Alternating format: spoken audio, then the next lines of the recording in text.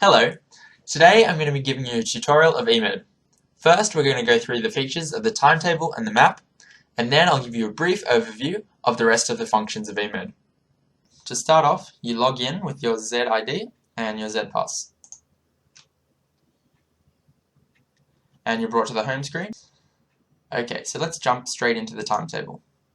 In the timetable, the main thing you'll be visiting is My Timetable, which gives you a Monday to Friday look at all the classes you have week by week. When you click on your classes, the information about the class will pop up. You can have a look at who's going to be in the class with you. You can look at who's going to be teaching the class, and you can see what room the class is. Then, if you want some additional information, you can access the file in the map, which will contain a PDF of the lecture slides, or in this case, the tutorial worksheet. The next important part of the timetable is exporting it to your calendar apps.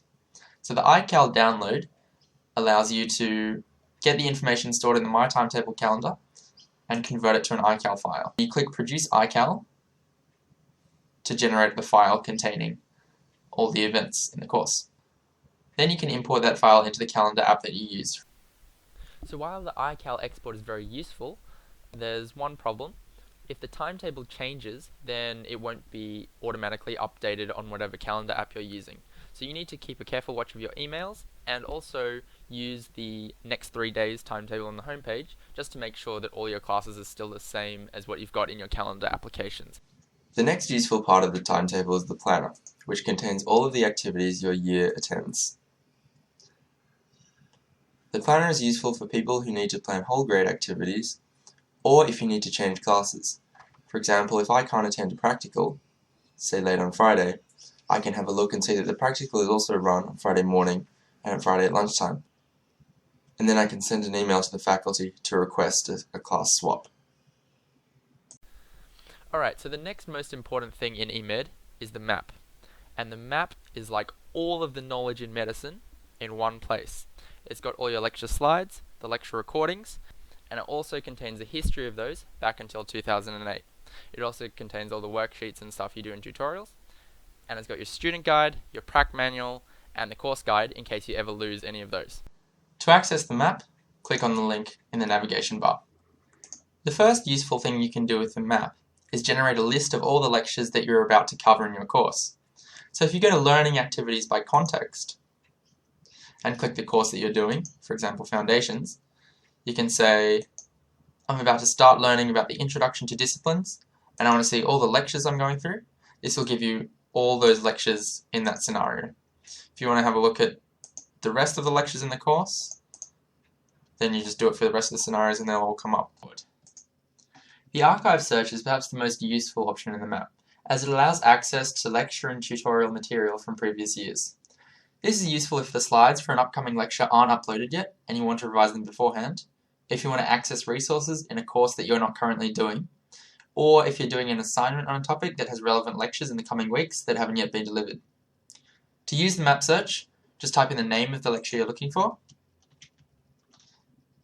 Optionally, add the teaching period that it's in, and then hit search.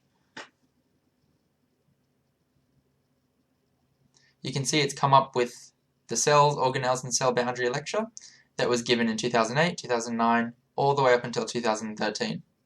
And then I should take the most recent one, and you click in the LAF link to access the slides. The other thing I wanted to show you about the map was how to get your student guide and prac manual for that course if you lose the hard copy or you want a PDF copy. So you go to Course Outlines, and this will pop up, and you can click Foundations,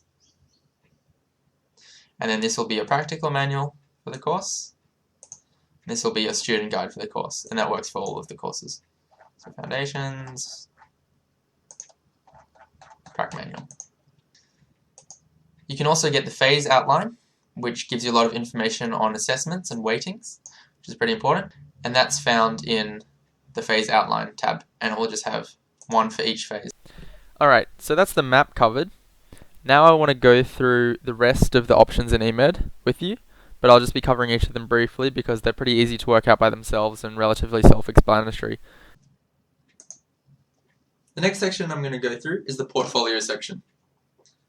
The portfolio section is where you submit all your assignments and group projects. And to submit, you just click the submit link over here. There'll be the assignments and group projects that you're currently enrolled in this table here, and an option to submit. To submit, just click this, fill in the form, and then you can attach your assignment file here down the bottom. If you've made a submission and it was the wrong file, then you can withdraw the submission. If you click this button, you can see your submission for the current assessment, and there's an option up the top to withdraw the submission. Just remember that once you've withdrawn the submission, there'll be nothing for anyone to mark, so you need to resubmit your actual assignment. If you wish to view an overview of all the results you've received in your assignments and projects so far, click the Portfolio PDF button. Here, you can request a Portfolio Summary PDF, which will be emailed to the address you specify, containing a tabulated version of all the results you've received in each capability in your assignments and projects. This is useful especially when you come to doing your portfolio, but also if you're trying to identify which capability your next assignment should be on. The Registrations tab is where you register for assignments and group projects. If you want to register for an assignment, you click Register Preference, put in the course you're about to do, click what type of assessment. So here, apart from an exempted assignment, it will also have individual assignment and group project, and then you pick the assignment that you're trying to do. If you change your mind and you don't want to do that assignment and it's before the deadline, you click Withdraw Preference, and a list of all the preferences you've submitted will come up here, and you can click Withdraw. This option is also useful if you need to change the members in your group project. When you submit a group project preference, there'll be a checklist of all the members in your group, which you tick off. If you need to change that, what you need to do is withdraw the preference and resubmit a new preference with the new members of your group ticked. Next up is feedback. You submit feedback after every group project to all the members in your group and to yourself. To submit feedback, click the Submit Feedback option, pick the group project that you just completed. If you're giving feedback to a peer, click Peer and select their name. If you're giving feedback to yourself, click Self. And then you can choose to be anonymous or not. Just remember there's only a few people in your group, so they can probably guess who you are.